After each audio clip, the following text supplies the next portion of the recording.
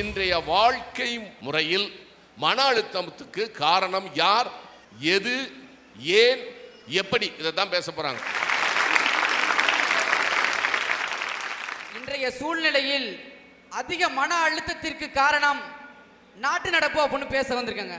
இந்த நாட்டில் ஆளாருக்கும் ஒரு கவலை, எனக்கும் ஒரு கவலை. இந்த நாட்டில் ஆளாருக்கும் ஒரு மன அழுத்தம், எனக்கும் ஒரு மன அழுத்தங்க. ஏன்னு தெரியுமா? இந்த நாட்டில் சுதந்திரமாக காதலிக்க முடியலைங்க. நானும் ஒரு பொண்ணை காதலிச்சேன். எப்படி தெரியுமா? என் மைமா பேரு தாண்டா அஞ்சல, அவ கபில் பூந்துட்டாடா நெஞ்சில, உன்னாண்டா தான் நானும் வந்து கெஞ்சல, நான் மாட்டுக்கின்னு தவிக்கிறேன் இல்ல உள்ள, தக்காளி பழமா புளிஞ்சிட்ட என்ன மனச மீனாட்டம் அஞ்சிட்ட பொண்ண, புசுன்னு சீரற நாகினி போல கழுகா சுத்துரண்டி ஓம் பின்னால, வாடி நீ வாடி என் குல்பி குல்பி, வாய கோணலத்தான் வச்சுக்கிட்டு எடுக்கலாம் செல்பி, வாடி நீ வாடி என் குல்பி குல்பி, வாய கோணலத்தான் வச்சுக்கிட்டு எடுக்கலாம் செல்பி, என் மைமா பேரு தாண்டா அஞ்சல, அவ கபில் பூந்துட்டாடா நெஞ்சில. ஒரு செல்பி கூட சுதந்திரமா எடுக்க முடியாது அந்த நாட்டில். அந்த இடத்துல எனக்கு மன அழுத்தம் ஏற்படுதுன்னு சொல்றேன். தம்பி, உனக்கு இந்த ஜென்மத்தில் இல்லை, இன்னும் 7 ஜென்மம் ஆனாலும் உன் லவ் ஒர்க் அவுட் ஆகாது. ஸ்டுடியோவுக்கு போய் பவுடர் அடித்து பல ஆங்கிள் பார்த்து இவ்வளோ லைட்டு போட்டு கேமரா வச்சு ஃபோட்டோ எடுத்தாவே மூஞ்சி பார்க்க சைக்கிள, இதில் வேற செல்ஃபி எடுப்பாரான். அப்படி கோணலாக வச்சா என்ன கோணவாயை கொட்டாய் விட்ட மாதிரி தான் இருக்குது செல்ஃபி. இன்னைக்கு செல்ஃபி உலகம் ரொம்ப கேவலமாக இருக்கு. அன்னைக்கு ஒரு பாப்பா அப்படி தான் ஒரு சாவு வீட்டுக்கு வந்து தாத்தா செத்து போயிட்டாரு, உட்கார வச்சிருக்காங்க. அது எல்லாரும் அழுதுகிட்டு இருக்காங்க. இது போய் தாத்தா கூட செல்ஃபி எடுத்துக்குது. நான் 12வது படிக்கும் போது உண்மையாக நடந்த ஒரு விஷயங்க. கிட்டத்தட்ட ஒரு 12வது படிக்கிற 4 கிளாஸையும் ஒன்றா சேர்த்து கம்பைன் கிளாஸ் நடத்துகிறாங்க. கிட்டத்தட்ட நாங்கள் ஒரு 200 மாணவர்கள் அமர்ந்திருக்கோம். அப்போ தலைமை ஆசிரியர் ஒரு சர்க்குலர் ஒன்று எடுத்துகிட்டு வர்றாரு. எடுத்துகிட்டு வந்து படன்னு ஒரு 18 பேரை வாசிச்சார். பக்கத்தில் என் ஃப்ரெண்டு எந்திரிச்சு நின்னா, என்னடா அப்படி பேரை வாசிக்கிறாரு அப்படின்னு பார்த்தா டக்குன்னு தலைமை ஆசிரியர் சொன்னார், டேய் நீங்கள்லாம் இந்த ஜாதிக்கார பயிலுங்கடா, உங்களுக்கெல்லாம் ஊக்கத்தொகை வந்திருக்கடா, வந்து வாங்கிட்டு போங்கடா அப்படின்னாரு. அப்போ என் நண்பன் இந்த ஜாதி தான் அப்படிங்கிறது எனக்கே தெரியாது அந்த இடத்துல. அப்ப என் நண்பன் சொல்றான், இந்த ஜாதியோட பேரை சொல்லி ஊக்கத்தொகை வழங்குறதுக்கு அந்த ஊக்கத்தொகையை வழங்காம இருக்கலாமே, ஏன் இப்படி எங்களை கேவலப்படுத்துறாங்க அப்படின்னு சொல்றான். வருத்தப்படாத வாலிபர் சங்கன்னு ஒரு படம் வந்துச்சு. சத்யராஜ் அப்படியே அருமையா நடிச்சிருப்பாரு. அப்படியே புல்லட்டில் பட்ட பட்ட பட்ட பட்ட பட்ட பட்டன்னு போயிட்டு இருப்பாரு. அப்படியே பெரிய துப்பாக்கி ஒன்று வச்சுக்கிட்டு திரிவாரு. பார்த்தோம்னா திடீர்னு அவருட்டு துப்பாக்கி ஒரு நாள் காணாம போயிடும். டக்குன்னு பொண்டாட்டிட்ட போய் கேட்பாரு, ஏண்டே துப்பாக்கியை பாத்தியா அப்படிம்பாரு. அட போங்க அந்த பக்கம், வீட்டில் இங்கே சமையல் பார்க்கறதுக்கே நேரம் இல்லை, நான் எந்த துப்பாக்கியை பார்க்கறது அப்படிங்க. சத்யராஜ் உடனே அப்படியே டென்ஷன் ஆயிடுவாரு. டென்ஷன் ஆகி மகன் அங்கேருந்து வரும், ஏமா துப்பாக்கி பாத்தியா அப்படிம்பாரு. துப்பாக்கியாப்பா, அருமையான படம்ப்பா, விஜய் சூப்பராக நடிச்சிருந்தாரு அப்படின்னு சொல்லுவோம். உடனே நம்ம சத்யராஜ் சொல்லுவார், வந்ததுதான் வாழைப்பழமா இருக்குன்னா பெத்தது விரிசாம்பழமா இருக்கு அப்படிம்பாரு. இது எதுக்கு சொல்றேன்னா, நம்ம நாட்டோட நிலைமை இன்னைக்கு அப்படி இருக்கு. பிரதமர் யாரான்னு கேட்டா இந்த பக்கம் திரும்பிக்கிட்டு, யாரா வாஜ்பாய் அத்வானியாடா அப்படிங்கிறாங்க. கம்பராமாயணத்தை ஏற்றியது யாருன்னு கேட்டா 4 வயசு புள்ள சொல்லும். ஆனா கம்பராமாயணத்தை ஏற்றது யாருன்னு கேட்டா சேக்கிலார் அப்படிங்கிறார். என்னத்தை போய் சொல்றது? அது போல இருக்கு இன்னைக்கு நாட்டோட நிலைமை. சிங்க தமிழடையும் சிங்கார தென்றல் நடையும் புரட்சி தமிழடையும் பொங்கும் புதுமை நடையும் கொண்ட புதுகை மானாம், அறிவின் உருவம், அன்பினின் சின்னம், உயர்ந்த எழுத்தாளர், ஒப்பற்ற நாடக ஆசிரியர், சிறந்த ஓவியர், செந்தமிழ் சொல்லாளர், நல்ல நடிகர், நலம் தரும் தோழர், நல்லவர்க்கு நல்லவர், அல்லவர்க்கும் நல்லவர், காஞ்சியில் பிறந்தவர், கன்னித்தமிழ் வளர்த்தவர், அனைவருக்கும் அண்ணா, அவர் முழுமையர் அண்ணா துரை. அறிஞர் அண்ணாவும் ஆண்ட நாடு என் தமிழ்நாடு என்று சொல்வதில் நான் பெருமை அடைகிறேன். தம்பி அருமையா சொன்னாரு அண்ணாவோட பெருமையை பத்தி. உண்மைதான், அண்ணாவுடைய குரல் கேட்க வண்டி மாடு எடுத்துக்கிட்டு அன்னைக்கு லட்சமா கூட்டம் வந்தாங்க. அண்ணாவுடைய குரலுக்கு அப்படி ஒரு வசீகரம் இருந்தது. சொன்னாரு, மரத்திலே ஒரு கடி காய்த்து பழுத்து தொங்கிக் கொண்டிருந்தது, யார் மடியில் அது விழுவோ என்று கவலை கொண்டிருந்தேன். நல்ல வேளையாக அந்த கடி என் மடியிலேயே விழுந்து விட்டது. விழுந்த அந்த கடியை எடுத்து என் இதயத்தில் பத்திரமாக வைத்து கொண்டேன். அதுதான் என் தம்பி ராமச்சந்திரன், என் இதய கடி. அப்படி சொன்ன அண்ணா கிட்ட நம்ம ஆளுங்க எதிர்கட்சிக்காரங்க கிண்டல் அடிச்சாங்க. ஏன் கிண்டல் அடிச்சாங்கன்னா பஸ்ல எல்லாம் திருக்குறளை எழுதி போடுங்க அப்படின்னார். திருக்குறளை எழுதி போட்டான்னு ஒரு குறள் யாகாவார் ஆயினும் நாகாக்க காவாக்கால் சோகாப்பர் சொல்லிலுக்கு பட்டு அப்படிங்கிற அந்த குறளுக்கு விளக்கம் கேட்டாங்க.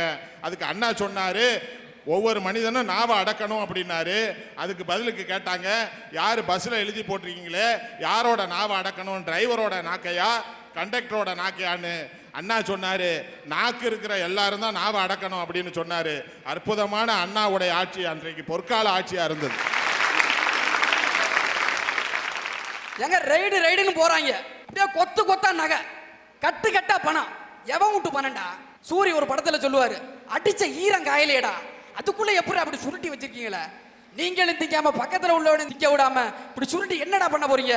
வேலைக்காரன் பேர்லையும் சொத்தை வாங்கி போட்டுக்கிட்டு, டிரைவர் பேர்லையும் சொத்தை வாங்கி போட்டுக்கிட்டு, பக்கத்துல வீட்டுக்காரன் பேர்லையும் சொத்தை வாங்கி போட்டுக்கிட்டு, அவனுக்கே தெரியாம இப்படி சுருட்டி வச்சிருக்கீங்களடா, என்னடா பண்ண போறீங்க அப்படின்னு கேட்பாரு. அதான் நான் கேட்கிறேன், யார் விட்டு பணம்? மக்கள் வரி கட்டுற பணம். ஏங்க 2000 நோட்டுன்னு ஒன்று அடிச்சாங்க, அதை பார்க்கறதுக்கு எனக்கு 2 மாசம் ஆனிச்சு. 500 நோட்டுன்னு ஒன்று அடிச்சாங்க, அதை பார்க்கறதுக்கு எனக்கு 5 மாசம் ஆனிச்சு. 200 நோட்டுன்னு ஒன்று அடிச்சானுங்க, நான் இன்னும் பார்க்கவே இல்லை. 50 நோட்டுன்னு ஒன்று அடிச்சிருக்காங்க, என்ன கலர்னா எனக்கு தெரியாது. சாதாரண மக்கள் எங்கள்கிட்ட அந்த பணம் வர்றதுக்கு முன்னாடியே அரசியல்வாதியும் ஆட்சியாளரின் கையிலையும் போய் கட்டு கட்டா பெட்டி பெட்டியா குவிச்சு வந்து கிடக்குது. எப்படி ஏங்க பைப்பை திறந்தா தண்ணி ஊற்றணும், இப்போ ரைடுலன்னா எப்படி தெரியுமா? பைப்பை திறந்து விட்டா வைர குண்டா கொட்டுது. என்னடா எவன் விட்டு சுத்துறா எனக்கே தெரியல. இதை பார்க்கும் பொழுதுதான் எனக்கு மன அழுத்தம் ஏற்படுகிறது. அதாவது இப்போ 2 நாளைக்கு முன்னாடி பட்டுக்கோட்டைக்கு ஆடிஷனுக்கு வந்தேன். என்ன பஸ்ஸில் வந்தேன், ஒரே யூரின் கொஞ்சம் அர்ஜென்ட்டாக வர மாதிரி இருந்துச்சு. டக்குன்னு என்ன பண்ணேன், பஸ்ஸை விட்டு இறங்கிட்டு எய்த்தாப்புல பார்த்தேன் கட்டண கழிப்பிடம் அப்படின்னு போட்டிருந்தாங்க. நான் என்ன பண்ணேன், போயிட்டு எங்கே போகணுங்க அப்படின்னு, தம்பி 5 ரூபா கொடுங்க அப்படின்னாப்புல. நான் சொன்னேன் நான் யூரின் மட்டும்தானே போகிறேன் அப்படின்னேன். தம்பி உள்ளே போயிட்டு வெளில வந்தீங்கன்னா 5 ரூபா தம்பி அப்படின்னாப்புல. அவர் ஆளை பார்த்தா கொஞ்சம் முரட்டு பாடியான்னா, சரி இதுக்கு மேலே பேசினா அதை அடிச்சு விடுவான் அப்படின்ட்டு 5 ரூபாய் கொடுத்துட்டு உள்ளே போனேன். உள்ளே போயிட்டு பார்த்தோம்னா நாத்தம் தாங்க முடியல. நான் கரிச்சி அப்படியே போத்திக்கிட்டு நான் வந்துட்டேன். வெளில வந்து பார்த்தேன், போஸ்டரில் போட்டுத்தாங்க, அந்த ஏத்தாப்புல இருக்க செவரில் போட்டுத்தாங்க, இங்கே சிறுநீர் கழிக்காதீர்கள், மீறினால் தண்டிக்கப்படுவீர்கள் அப்படின்னு போட்டுருந்துச்சு. அப்போ நம்மளால ஒருத்தன் என்ன பண்ணா, ஹேயா அதெல்லாம் கவனிக்கல, யூரின் போயிட்டு இருந்தாப்புல. நான் என்ன நினைக்கேன், அப்போ எனக்கு என்ன தோணிருக்கேன், 5 ரூபாய் கொடுத்துட்டு மூக்கை பொத்திக்கிட்டு இதுக்குள்ளே போகிறதுக்கு ஃப்ரீயா நான் காற்று ஓட்டமாக கிட்ட ஒன்று கடிச்சு விட்டு போயிடுவேனே. அப்போ இது மாதிரி இருக்கு நாட்டோட நிலைமை. கேரளா ஆந்திரா பக்கத்தில் இருக்கு மாநிலம். யாராவது சுற்றுலா போயிருக்கீங்களா? நான் போயிருக்கேன்.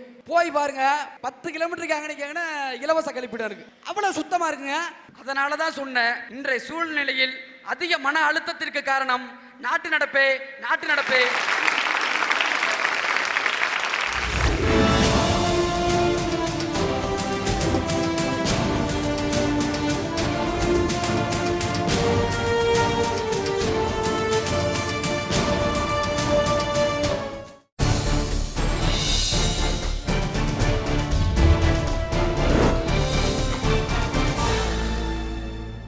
இன்றைய வாழ்க்கை முறையில் மன அழுத்தம் அதிகரிக்க காரணம் இன்றைய அவசர உலகம்தான்.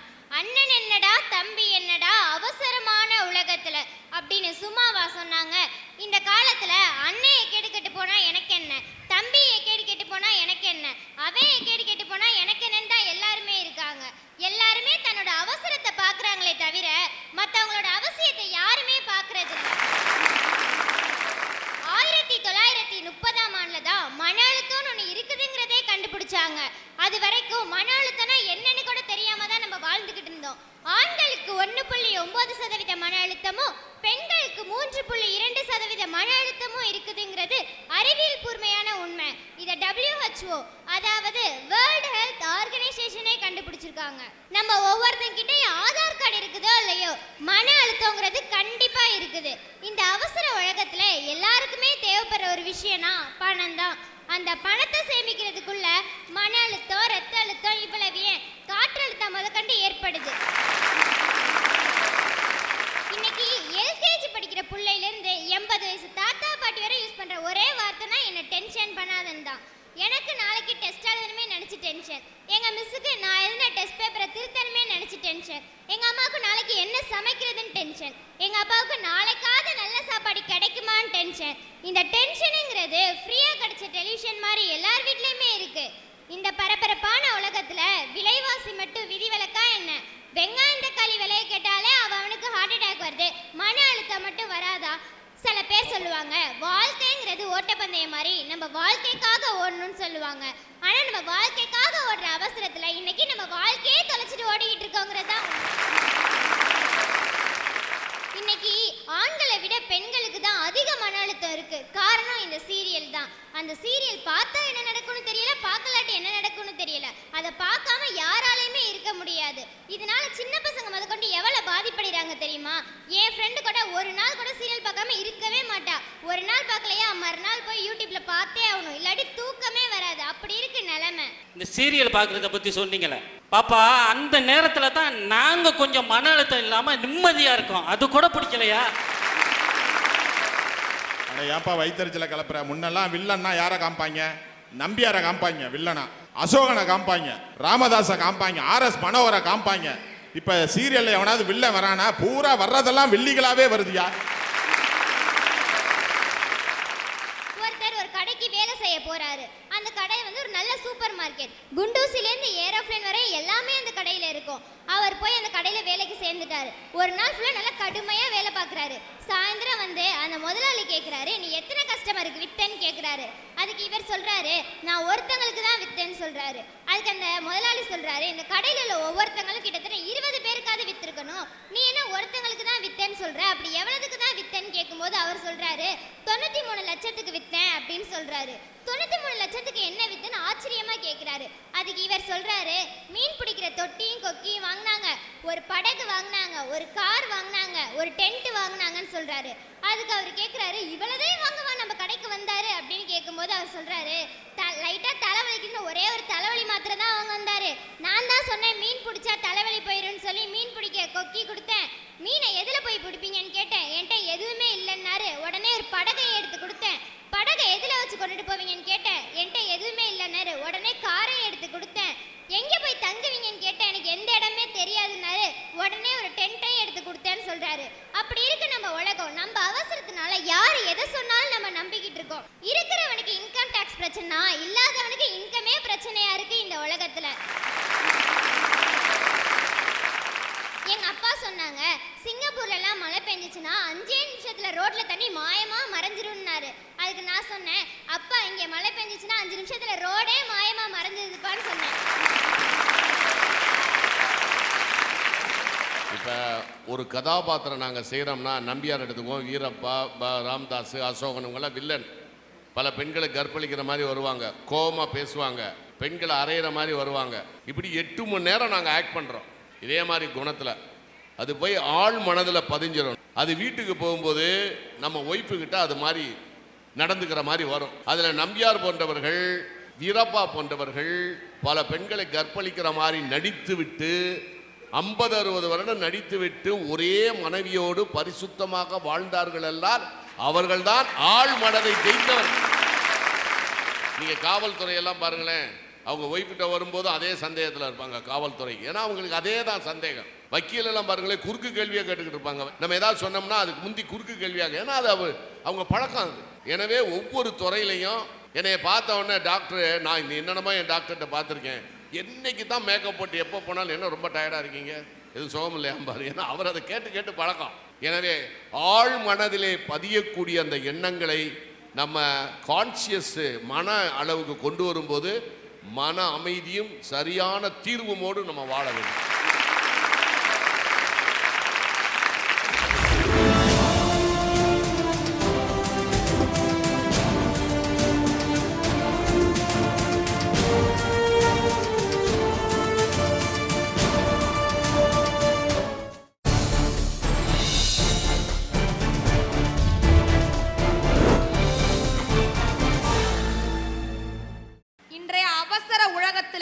மன அழுத்தம் அதிகரிக்க காரணம் இன்றைய நாட்டு நடப்பு. எங்க வயசுல உள்ளவங்க எல்லாம் 2 கட்டம் வயசுல உள்ளவங்கன்னு சொல்லுவாங்க. நல்லது எது கெட்டது எதுன்னு பிரிச்சு பார்க்க தெரியாது. நல்லதை சொல்லி கொடுத்தா நல்ல வழியில போவோம், கெட்டதை சொல்லி கொடுத்தா கெட்ட வழியில தான் போவோம். இப்படி இருக்கையில இந்த நாட்டு நடப்பு எங்களுக்கு எவ்வளவு மன அழுத்தத்தை தருது தெரியுமா? தமிழ்நாட்டில் உள்ள டாஸ்மாக் கடைகளோட எண்ணிக்கை 6800. அவங்க மூடினது 500 கடை, இவங்க மூடினது 500 கடை. இந்த மொத்த கடையோட சராசரி வருமானம் 700 கோடி. தீபாவளி பொங்கல்னு வந்தா குறைஞ்சபட்ச டார்கெட் 350 கோடி. இதை நான் ஏன் இப்ப சொல்றேன்னு பாக்குறீங்களா? நம்ம தமிழ்நாட்டோட எதிர்காலம் இளைஞர்களை நம்பி இருக்கணும். ஆனா கேவலம் டாஸ்மாக நம்பி தான் இருக்கு. பாப்பா பேசும்போது ஒரு முக்கியமான செய்தியை சொன்னிச்சு. தீபாவளி பொங்கல் வந்தா குடிக்கிறதுக்கு கவர்மெண்ட் டார்கெட் ஃபிட் பண்ணுதான். அதாவது இலக்கு எங்க டார்கெட் ஃபிக்ஸ் பண்ணுவாங்க தெரியுங்களா? பிசினஸ் சென்டர்ல டார்கெட் ஃபிக்ஸ் பண்ணுவாங்க. படிக்கிற பள்ளிக்கூடங்களில் கல்லூரிகளில் 100 மார்க் வாங்கணும்னு டார்கெட் ஃபிக்ஸ் பண்ணுவாங்க. என்ன ஒரு பெரிய எங்களுக்கெல்லாம் பெருமை தெரியுமா? படிப்பதற்கு டார்கெட் ஃபிக்ஸ் பண்ண வேண்டிய இந்த நாட்டில் குடிப்பதற்கு டார்கெட் ஃபிக்ஸ் பண்றாங்களே, அற்புதமான நாடு. இந்த நாட்டில் பிறந்ததுக்காக நான் பெரும் மகிழ்ச்சி அடைகிறேன். பாப்பா எத்தனாவதுமா படிக்கிற? 11th படிக்கிறேன். சீராபுராணத்தினுடைய மொத்த பாடலுடைய எண்ணிக்கை எத்தனைன்னு தெரியுமா? தெரியாது. நாலடியார் பாடலுடைய மொத்த எண்ணிக்கை எத்தனைன்னு தெரியுமா? தெரியாது. இந்த வயசுல இதெல்லாம் தெரியாது, உனக்கு டாஸ்மாக் உடைய வருமானத்தினுடைய எண்ணிக்கை மட்டும் தெரியுது. சீராபுராணத்தோட எண்ணிக்கை தெரியலனா என் வாழ்க்கை கெட்டு போகாது. நாலடியாரோட வாழ்க்கை தெரியலனா என் வாழ்க்கை கெட்டு போகாது. தான் குடிச்சா தான் உடம்பு போயிடும்னு தெரிஞ்சே ஒருத்தன் குடிக்கிறானே, அவனோட வாழ்க்கை தான் கெட்டு போகும். புரட்டாசி மாதம் வந்துட்டுனா எங்கள் வருமானம் ஃபுல்லாக திருப்பதிக்கு போயிடும். கார்த்திகை மாதம் வந்துட்டுனா எங்கள் வருமானம் ஃபுல்லாக சபரிமலைக்கு போயிடும். பாக்கி 10 மாதமும் வருமானம் எல்லாம் டாஸ்மார்க்கு தான் சார் போகும். எங்க ஊர்லேருந்து டவுனுக்கு வர்ற வழியில ஒரு டாஸ்மாக் கடை இருக்கு. அந்த டாஸ்மாக் கடையில எப்பயுமே கூட்டம் அதிகமாக தான் இருந்துட்டு இருக்கும். அந்த டாஸ்மாக் கடையை கிராஸ் பண்ணி வர்றது அவ்வளவு கஷ்டம். ஏன்னா அது குறுகலான பாதை. இப்படி இருக்கையில ஒரு நாள் அந்த வழியா போய்கிட்டு இருக்கப்ப அந்த இடத்துல கூட்டமே இல்லை. என்னன்னு பார்த்தா பெரிய போர்டு வச்சிருந்தாங்க, மது தடை செய்யப்பட்ட பகுதி அப்படின்னு. அதை பார்த்த உடனே அவ்வளவு சந்தோஷம். இந்த ரோட்டை இனிமே நிம்மதியா கடந்து போகலான்னு. 2 வாரம் கூட ஆகல, திருப்பி அந்த இடத்துல அவ்வளவு கூட்டம். என்னன்னு பார்த்தா முன்னாடி சற்று மூடிதான் இருக்கு, சைட்ல இருந்து பாட்டிலா வாங்கிக்கிட்டு போறாங்க. தினமும் அந்த வழியா ஸ்கூல் போற பிள்ளைங்களுக்கு எவ்வளவு மன அழுத்தம் ஏற்பட்டிருக்கும்.